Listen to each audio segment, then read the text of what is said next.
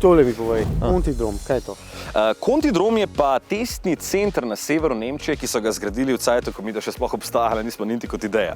V bližnjem Hanovru ni doma samo moja teta, ampak je tudi Continental in tam v laboratorijih preizkušajo različne zmesi gume, razvijajo profile in potem na koncu ustvarijo tudi prototip.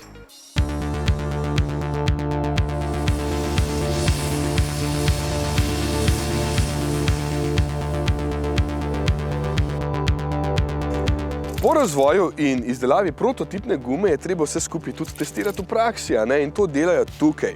Tole se imenuje Kontidrom. 160 hektarjev je velika tale površina, kjer testirajo. To je samo ena od lokacij, jih je še zelo veliko po vsem svetu. Je pa odprt leta 67 in recimo v 45 letih so testirali več kot 2 milijona gum. 100 zaposlenih je tukaj, nekateri se mi zdi, da kar uživajo. Drugače so pa to večinoma inženirji in izkušeni vozniki.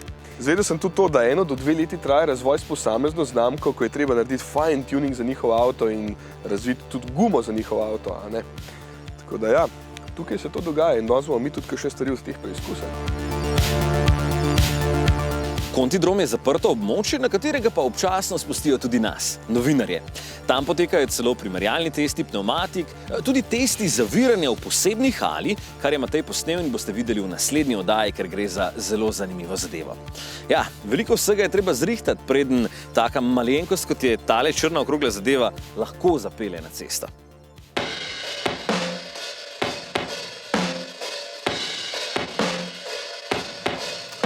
Evo, zdaj pa končno še malo vožnje.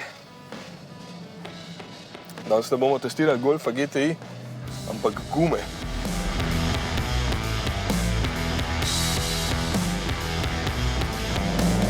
No, zdaj smo na poceni gumah, ki jih baje pri nas sploh dobiš, in avto kumi držim v ovinku.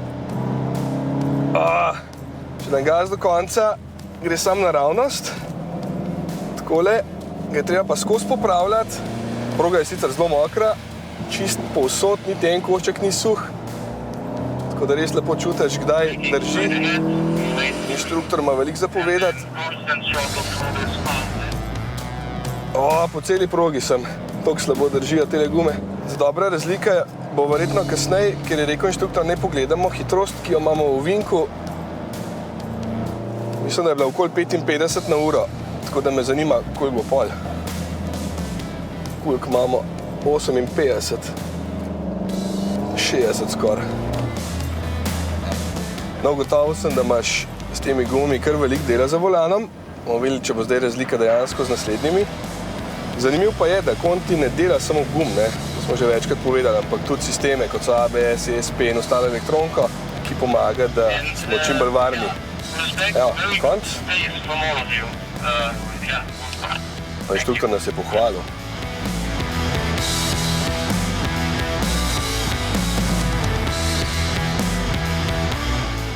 Zdaj imam pa drugega Golfa, še vedno GTI. Gume so pa Sport Contact 7.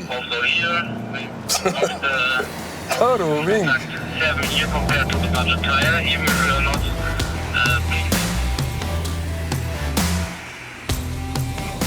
Evo, proga je dolga približno 1,8 km in je razlike med slabo pa dobro gumo 8 sekund. Veš, kako je to?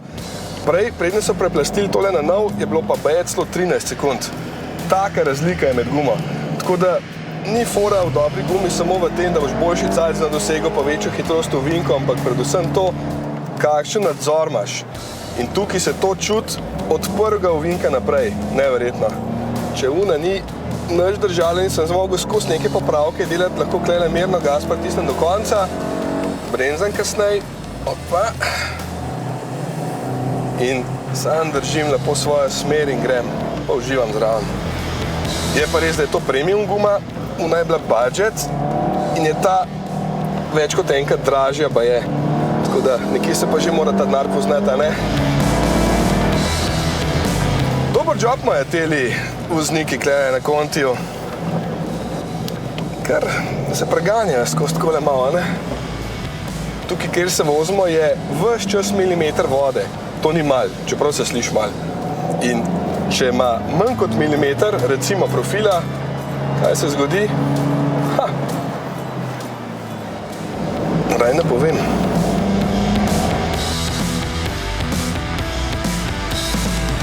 Ja, in to velja za vse pnevmatike, tudi za zimske. Jop, te mora imeti še toliko več profila, da se potem v lamelah lahko nabere sneg oziroma da lažje spodrivajo snežno brozdo.